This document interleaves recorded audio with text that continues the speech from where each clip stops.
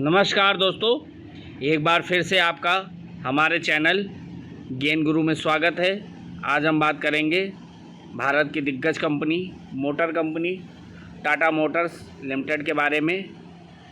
Company के numbers आए, शानदार नंबर्स के कारण शेयर के डेली के चार्ट पर शेयर में 6% से ज़्यादा की तेज़ी के साथ आज स्टॉक ने क्लोज़ किया और इसी के साथ अपने 52 वीक के हाई को भी ब्रेक करके आज क्लोज़ होने में कामयाब हुआ। टाटा मोटर्स के लिए जो अच्छे नंबर्स और अच्छी खबर आई वो जापान से आई। जापान के ब्रोकरेज फर्म नोमुरा ने टाटा मोटर्स के शेयर के टारगेट को 1141 से बढ़ाकर 1290 रुपये के आसपास कर दिया है। तो एक अच्छी न्यूज़ टाटा मोटर्स के लिए जापान से निकल के आई है। अब चलते हैं टाटा मोटर्स के टेक्निकल को समझते हैं और इन्वेस्टमेंट की स्ट्रेटजी को क्लियर रूप से समझते हैं। अब हमें आगे टाटा मोटर्स की चाल में क्या करना है और किस प्रकार से इन्वेस्टमेंट करना है कि हमें लॉन्ग टर्म में या शॉर्ट टर्म में क्या रिटर्न निकल के आएंगे, इसकी स्ट्रेटजी बनानी है।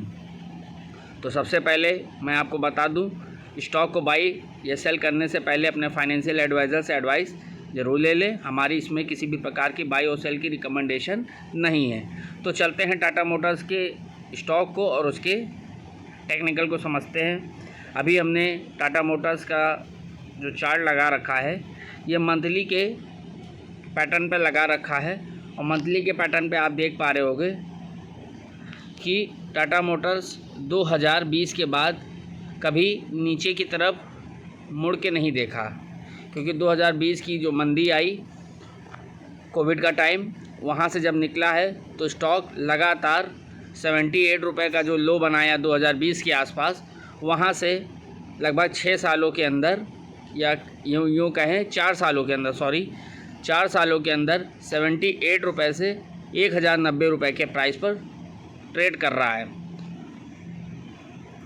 तो फ़िलहाल अब हम समझते हैं कि आगे की चाल के लिए क्या हमारे एसएल होंगे, क्या हमारा टारगेट होगा। तो सबसे पहले हम एक लाइन हॉरिजॉन्टल ड्रॉ करते हैं।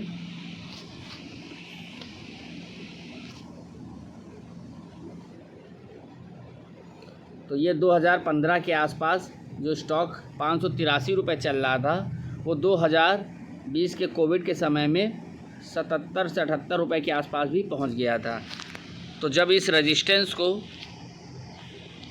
कंपनी ने ब्रेक किया, वहाँ से आप देखिए शानदार 1090 रुपये के आसपास स्टॉक को देखा जा रहा है।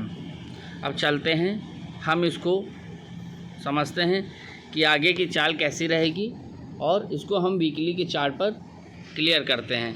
तो वीकली के चार्ट पर आप देख पा रहे होंगे कि नीचे से कुछ रेजिस्टेंस या कुछ समय इसने बिताया। एक बॉक्स हम बनाते हैं और बॉक्स पैटर्न से आपको क्लियर हो जाएगा कि कितना टाइम इसने बिताया। ये जो आप सिंगल एक लाइन देख रहे होंगे, ये आई थिंक हमारे हिसाब से जब रिज़ल्ट आया ये उस दिन की लाइन होगी। बिल्कुल सही, मैं आपको बता पा रहा हूँ। जब 849 रुपये का लो बनाया था तो ये इलेक्शन वाले दिन जो प्रॉफिट बुकिंग स्टॉक के अंदर आई थी या जो डर का माहौल पैदा हुआ था, उसकी वजह से इसने 849 रुपये के लो को भी टच किया। अब हम देखते हैं कि कितने वीक का ब्रेकआउट हुआ है आज के दिन। तो लगभग यहाँ से अगर हम काउंट करेंगे तो 1 2 3 4 5 6 टाइम्स में ये निकलने की कोशिश करता है, लेकिन फिर से नीचे आता है। फिर यहाँ पे आप दूसरी बार देख रहे होंगे कि दूसरी बार ये कोशिश कर रहा है, लेकिन स्टॉक फिर से नीचे आ जाता है। अब तीसरी बार में ये स्टॉक आज 1090 के ऊपर जाकर क्लोज़ हुआ है वीकली के पे। अगर वीकली पे हो चुका है तो इसका मतलब कि अब हम डेली के चार्ट पे देखेंगे तो क्लियर हो चुका है कि डेली के चार्ट पर भी ये क्लोज़ हो चुका। अब हमें इसको टारगेट निकालने के लिए सिंपल सा हमें वीकली के चार्ट पे चलते हैं और यहाँ से प्राइस रेंज को कैलकुलेट करते हैं। प्राइस रेंज को कैलकुलेट करने के लिए सिंपल सा है,